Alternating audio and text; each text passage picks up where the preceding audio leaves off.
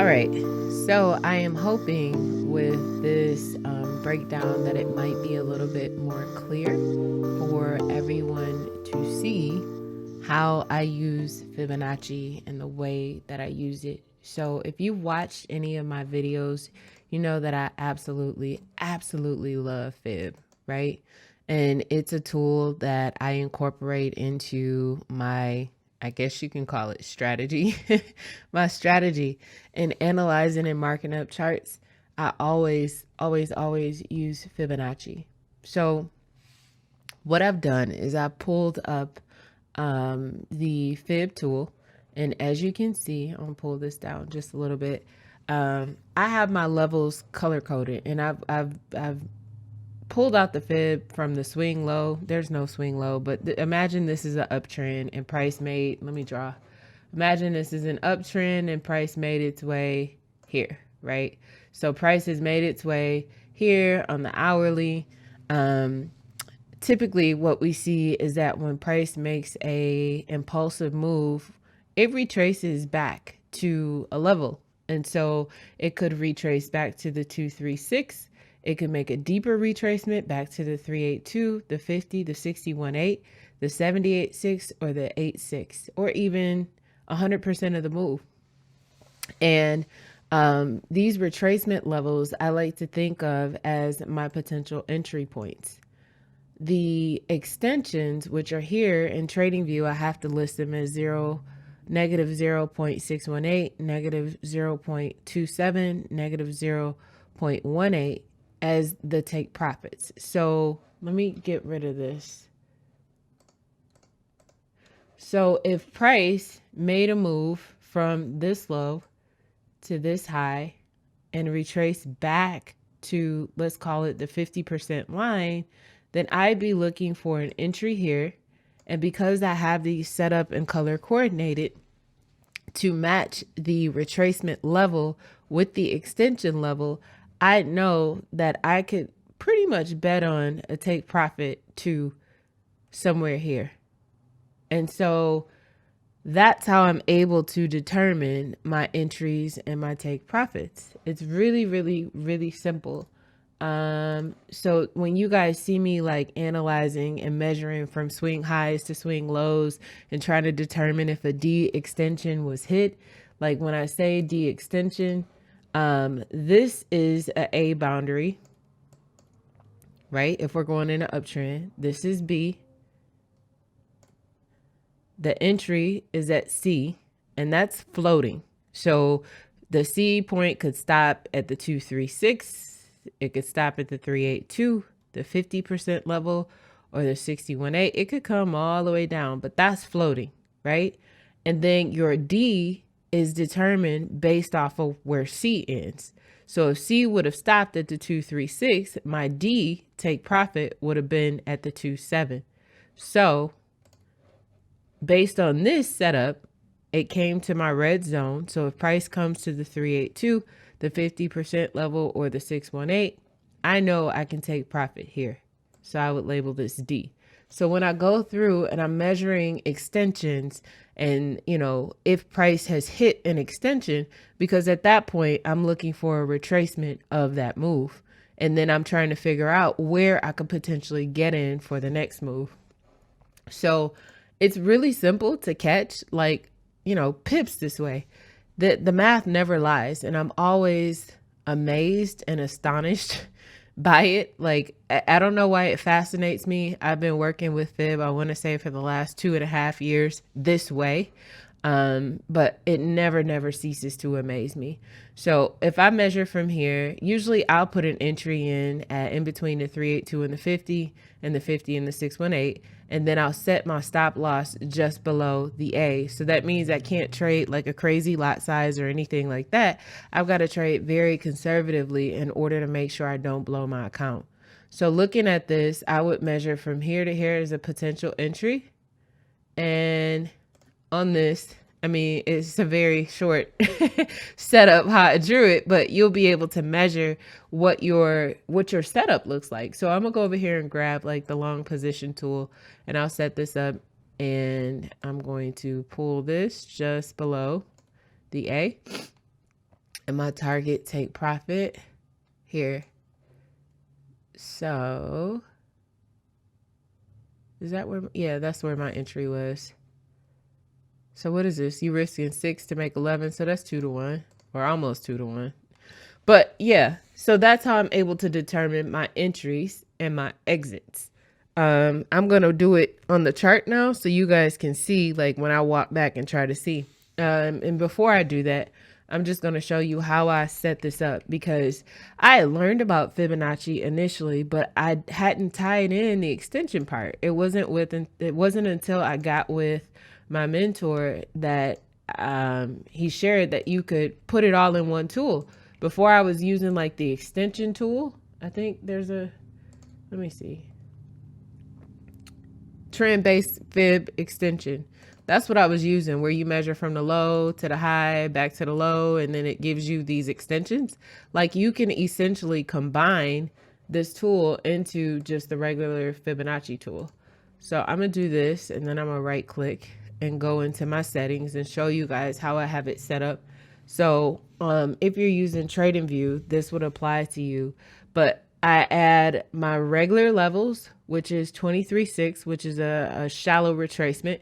This can go to the 1.27, or excuse me, the 27, or it can go to the 618. But typically when we see like a shallow retracement, it stalls between the 1.8 extension and the 2.7 extension. Then it could go to the 382, and I have it color coded again to match the extension level. So 382, 50%, and 618 all align and match up with the 618, right? And then the 786 matches up with the 27 extension, so blue, blue. And then the 86 matches up with the -18, and those are both green. So the colors are supposed to help me be able to easily identify, but I would suggest that you actually learn what extension matches with what retracement level. It never lies. So I'm going to go into the GBP JPY chart and just look and see where we are. Oh. So I'm on the hourly. Let's see what we got. So I'm just going to measure down. So this is pretty much like, this ties in with the Elliott wave theory. So I'm measuring from swing low to swing high. So low to high. Then we got a pull back from the 382. So my thought before price would have made this move is that, okay, I can take this to the 618. And usually I'll do it a couple pips before. But you see that price, it pulled back to the 382, and then it went straight to the 618, and then it kind of stutter stepped before continuing. Now, this was how many pips? Yeah, this was an 80 pip move. Let me see how long it took though. It doesn't look very long. 19 hours, so less than a day. 80 pips. That's pretty dope, right? So let me get rid of this and get rid of this. And then what I would do is I measure from the last swing low, which was the C point here, to the next swing high. And that's actually, that's a real short one. So I did from, hold on. Yeah, I did from the old C became the new A. And then I went to the high. This is probably a little bit short, but it pulled back to the 786. So I would have known that my take profit would have been here. And that was 61 pips. Yeah. So it's kind of like you're walking up the entire move, right? So wait, I did here. And so I go from my next low, swing low.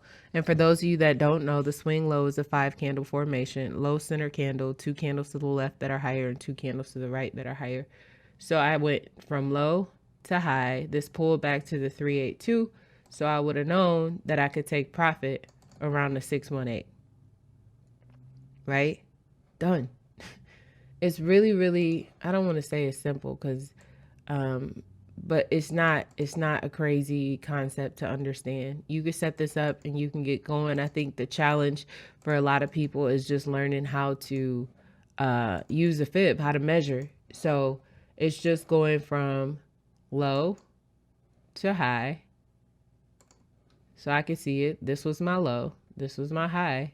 We did a shallow retracement and it went to the 2.7, but it actually went to the 618. So earlier in the video, I mentioned that sometimes 236 can go to the 618, but typically we see it stall at the 2.7. So I probably would have only taken it here and I would have lost out on the rest of that profit, but it traveled to the 618.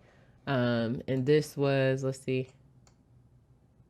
Yeah, that was 50, 60 pips. Had you taken it or ridden it all the way up, that was almost 100 pips. So yeah, like the fib, it works. So we hit an extension here. So I counted 3 waves, 3 impulsive waves, and I counted corrections. And so it hit an extension. And so after those 3 waves, I expect to see a correction on this like a bigger correction. So we see like prices kind of like stalled out at this area. It's trying to break. This was the last high. When was that? April 29th. And it hasn't broken through that level again yet. It's tried, but there's a lot of, or there is some, not a lot. Just the wick indicates that there's selling pressure. Like sellers are starting to come into the market. They haven't been able to drop price just yet, but it looks like, you know, I'm anticipating, I'm hoping, let me say not anticipating, I'm hoping that we do see a drop on here because we have reached an extension. So a correction is imminent. It's just when is it going to happen? So yeah, that's the video. I hope this was a little bit better explained. I know some people have complained that the other video I have regarding Fibonacci is not that clear. So I hope that this helped you out a little bit more. If you're watching this video and it was helpful to you, go ahead and let me know in the comments. If you have questions, you can ask them in the comments too. I try to reply to everybody. So I appreciate you for watching this video. Please give it a thumbs up if you found anything in it useful for you, and also consider subscribing to the channel as I produce more information like this. If you're looking for a group of like-minded traders and want to mark up charts with us, you're welcome to join us. Click the link below this video and we'd be more than happy to have you. Have a fantastic weekend. Bye.